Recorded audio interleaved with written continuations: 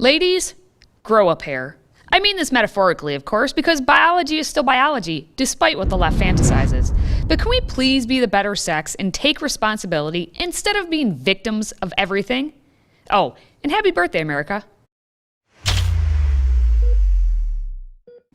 Greetings and good day, Team Healthy Republic. If you're new to this channel, I'm Katie, and I like to sputter around just pondering about our once healthy republic known as America.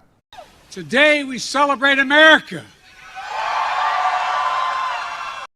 Bingo, Joe. Glad you acknowledge this. Today it's all about America with its birthday and its whiny daughters, the women who claim victimhood for everything.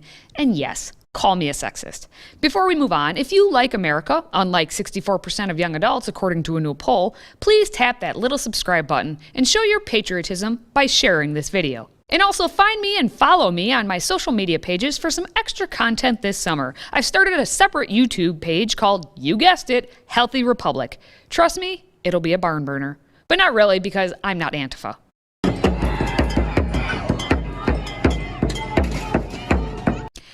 On to the question of the day. What did you do with the supposed extra savings you have been given by Joe Biden for this 4th of July? Because we need to address that level of stupidity before we kick off. It will tie into the ladies needing to play victim. The White House, in all of its lack of brilliance, tweeted out, probably by a lowly college intern, a message that said this: planning a cookout this year? Catch up on the news. According to the Farm Bureau, the cost of a 4th of July barbecue is down from last year. It's a fact that you must heard. Hot dog, the Biden economic plan is working, and that's something we can all relish. Zoom in, please. That's what you're saving. 16 pennies. And you are supposed to celebrate that. That's a real head scratcher right there. But Press Secretary Jen Psaki sounded like a brat, or a brat for those of you not living in my home state, when she answered Peter Doocy's common sense question. So does the White House think that 16 cents off a barbecue has more of an impact on people's lives than gas being $1 more this time? I would say if you don't like hot dogs, you may not care of the reduction of cost. You don't have to like hot dogs. You can't buy a hot dog for 16 cents. A reduction of. I will say that what we are most focused on is the fact that we've created now more than 3 million jobs since the president took office. Enough with the talk of wieners. Let's talk about the women. The Olympics are coming up, and it was just the 4th of July. Somehow, that means that prominent women are blaming everyone but themselves for their actions. On the Olympic front this past week, World Athletics upheld the 5-year suspension of Brianna McNeil, an American 100-meter hurdler who won gold in 2016. She was not doping, but she missed a drug test because she didn't answer the door to take a drug test because she was recovering from having an abortion. And then she falsified doctor's notes about when the abortion took place. But it's racism's fault, at least partially. McNeil wrote on Twitter that, I don't like to take it here, but I can't help but wonder if I was a white woman or a European, would I have been met with some sort of consideration? And then the New York Times reported that she felt guilt about the abortion as a Christian, which she had so she could compete in 2020. Because the Olympics were delayed a year, she could have had the baby after all. But she's upset that she does not feel protected by this system because that system just took away her career. You can hear the brokenness in those words, and she'll live with her decisions and actions the rest of her life. The tragedy isn't in her missing the Olympics, it's her not giving another life the opportunity to live to cheer her on. Another 100-meter sprinter, this time without hurdles, is Sha'Carri Richardson. This is somebody who is always aware of the spotlight being on her. She wants that. She needs it.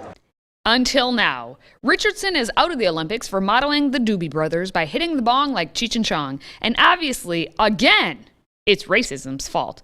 But the claim actually wasn't from Richardson, who did apologize for her mistake. Of course, it was an opportunity for the squad to squawk. The dishonorable Representative Alexandria Ocasio-Cortez decided to take the baton and insert herself into this race with a claim of racism. See, for AOC, everything is systemic racism. She'll use her position in power to lay her claim and force it down your throat. In this instance, it's about marijuana, but you can really insert any social issue, like how her ilk, consisting of New York Times keyboardists, making radical claims about how only rich Americans can enjoy nature or something. And that's also clearly racist. And here's some data portrayed so that you can interpret it as racism, because one-to-one correlation is always causation with those on the left. And if you have something they want, well, just claim racism. Data be damned. Good thing AOC is fighting this injustice. This holiday weekend, AOC bragged on her Instagram about being out in nature in upstate New York. Good thing she's part of the rich. With her $174,000 salary, she can just go to the mountains and live free in nature just this once, because clearly systemic racism won't allow it to happen ever again. Or she'll be back, because it's all a lie. From the originator of the squad to the newest member, let's talk about Cori Bush and her antics this weekend. Right on cue, Bush tweeted about how racist this country is and how woe is me. She wrote, "When they say that the 4th of July is about American freedom, remember this. The freedom they're referring to is for white people. This land is stolen land, and black people still aren't free." Yet she was free to write that without any consequence. If Cori Bush wants to claim black people aren't free, then resign your congressional seat. The seat where she was freely elected by white people and people of all colors of the rainbow. Make sure to let a white person hold that seat, which hasn't had a representative who is white in 30 plus years. And then Cori, go join with every other person, again, I don't care what color, who is claiming to be a victim to slavery and who has zero autonomy, meaning they can't be held responsible for anything. In the spirit of the Olympics, I double dog dare Cori Bush to say that black people are still slaves, face to face with George Foreman, the Olympic boxer who tweeted out on the 4th, "For about 54 years, people have asked me not to keep saying, 'I love America.' Well, I do, and I'm not ashamed. Don't leave it, love it. Happy 4th of July." And that's the knockout punch. Maybe there should be an Olympic sport for all this female victimology. Or not, because then it would be another excuse for men to swoop in and win some gold medals. So maybe the women truly are the victims. I just don't know anymore. Until next time, stay healthy, America.